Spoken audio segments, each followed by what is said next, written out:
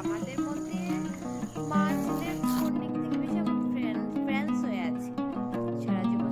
Happy Diwali.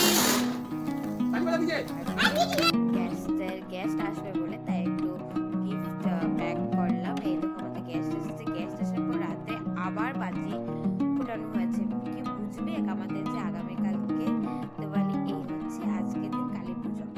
কি ওদের দিওয়ালি আমাদের কালী পুজো। তো ঘরটাকে সুন্দর করে সাজিয়ে নিয়েছি।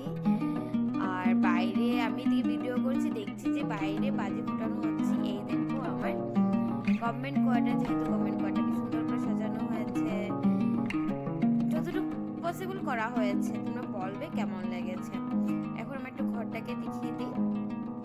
ঢুকতে এখানে ছোট ছোট আমি রঙ্গোলি করেছি প্রদীপের জন্য। তারপরে ঘরে এসে দেখো পুরোটা এলইডি লাইট দিয়ে লাগিয়েছি। আর এখানে ছোট্ট করে রঙ্গোলি করেছি। আমার জন্য হঠাৎ করে মানে আমি ঘরে বলেছিলাম না কলা গাছ দিয়ে লাগাই, সেটা কাটতে গিয়ে হাত কেটে দিয়েছি। আর হাতে অল্প পেইনও আছে। তার সাথে এগুলি সব করেছি। ডেকোরেশন না করে রঙ্গোলিটা এইভাবে সারা যায় বলো তো? ওইদিকে ওরা গেছিল অল্প ঘুরতে, আর তারপর আমাদের বাড়িতে গেস্ট এসেছিল, ওদেরকে দেখে শুনে তারপর আমি এসে গেছি পাশের বাড়িতে। আমার ব্লগে ওকে দেখিয়ে থাকো, ওদের কত সুন্দর করে রঙ্গোলি করেছে। ওর বাড়িতেও এসে আমরা বাজি ফাটাতে এসে গেছি। আমাদের কালী পুজোর আড্ডা ওর বাড়ি থেকে এই বাড়ি থেকে এবারে 4টা বাড়ি ছিলাম। আমরা আমাদের মতো করে এনজয় করেছি।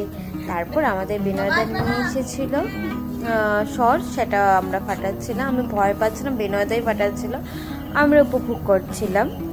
কি হলো?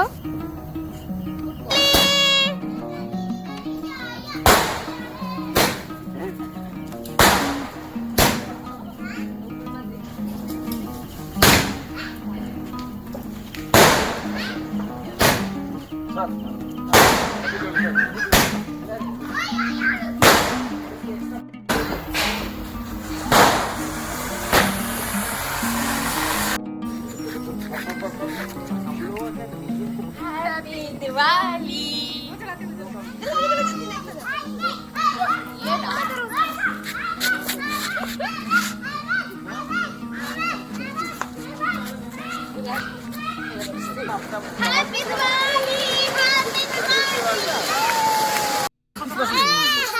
আচ্ছা বাবা, এটা করছিস কেন? তোমার বলে হ্যাপি দিওয়ালি। বাবা হাত স্ট্রেট করো হ্যাঁ, বলে হ্যাপি দিওয়ালি। হ্যাপি দিওয়ালি।